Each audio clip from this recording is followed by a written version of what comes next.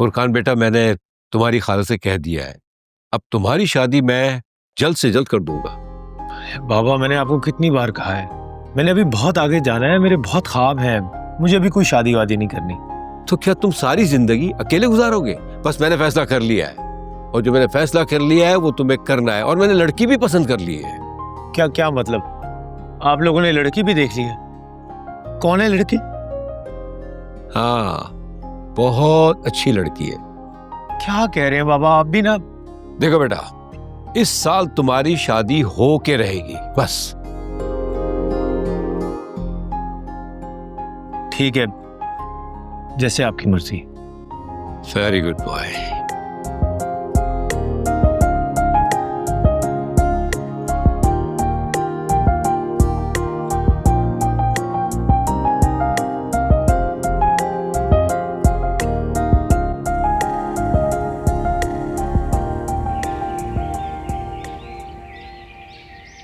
बेटा, मेरी बात समझने की कोशिश करो। मोहब्बत दोनों तरफ से होती है, एक तरफा मोहब्बत मोहब्बत नहीं होती। अम्मी कितनी दफा पे की बात मुझे समझाती रहेंगी? प्लीज सिर्फ एक दफा फजीला आंटी से मेरे लिए बात कर लें।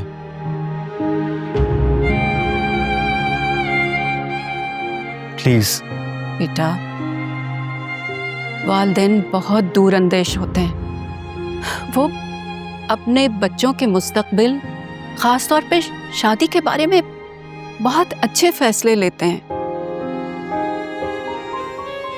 हम माँ बाप ने एक वक्त गुजारा होता है दुनिया में, उनको अच्छे बुरे की पहचान होती है। सच पूछो तो मुझे ऐसा लगता है कि हादिया तुम्हारे लिए बनी ही नहीं है।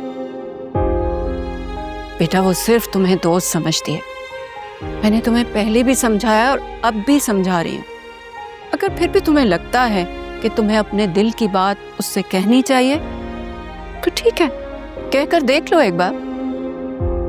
देखो बेटा, कभी कभी इंसान ऐसी चीजों की ख्वाहिश कर लेता है जो उसके लिए नहीं बनी होती। मुझे नहीं लगता कि वो तुम्हारे लिए बनी है। अगर तुम एक माँ की नजर से देखो ना, तो ही तुम्हें मेरी बात समझ में आएगी।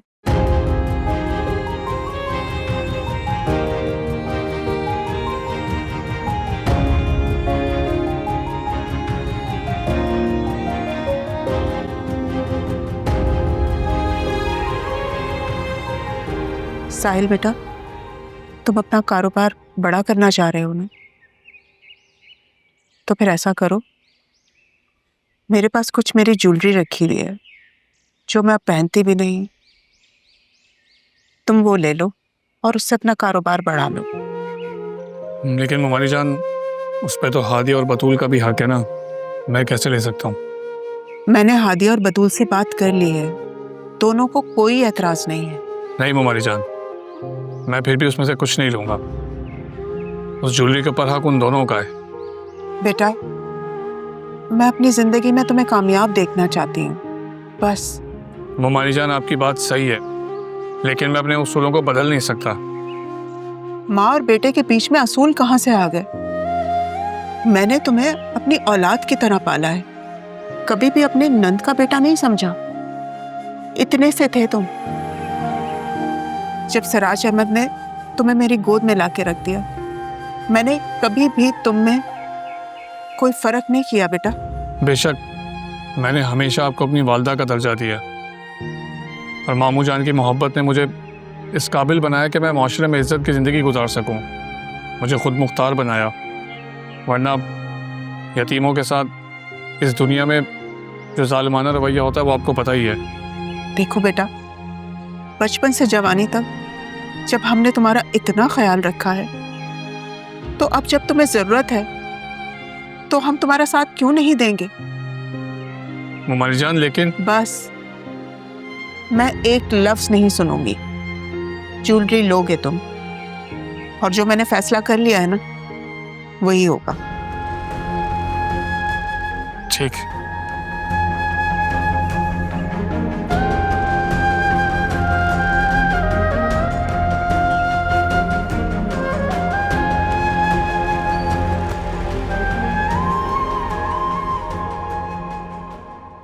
अबे ये क्या कर दिया तूने? मैं क्या करता? मुमानी जान ने बात ही ऐसी कर दी थी कि उनको इनकार ही नहीं कर सका। वो भी यही सोच रही थी कि पता नहीं आपको कैसे राजी करेंगी। बतूल और हादिया से भी डिस्कस किया, मुझसे भी शेयर किया उन्होंने, लेकिन अल्लाह का शुक्र है कि आप मान गए, वरना मुझे तो आपने इनकार कर दिया था। क्योंकि नौशीन तुम मेरी जिम्मेदारी हो और मैं अपनी जिम्मेदारी को बहुत अच्छे से निभाना चाहता हूँ। तुम्हारी सैलरी, ज्वेलरी या सेविंग्स, इन सब पे सिर्फ तुम्हारा हक है, मेरा नहीं है।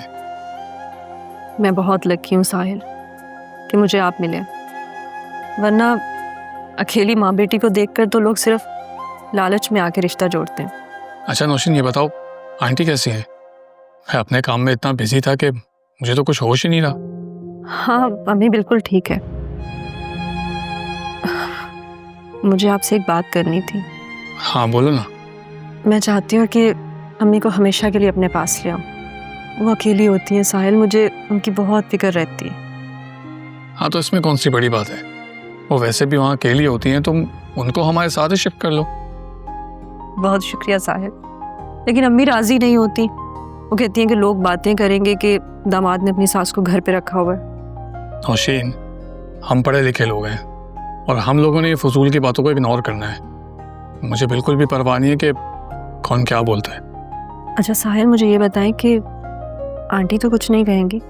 अरे तुम परेशान मत हो, हमारी जानकर तुम्हें पता है वो इस सूरत हाल को समझेंगी, और अगर नहीं समझी तो मैं खुद उनसे बात कर लूँगा। ठीक है, मैं भी अम्मी को मनाने की कोशिश करूँगी। ठीक है।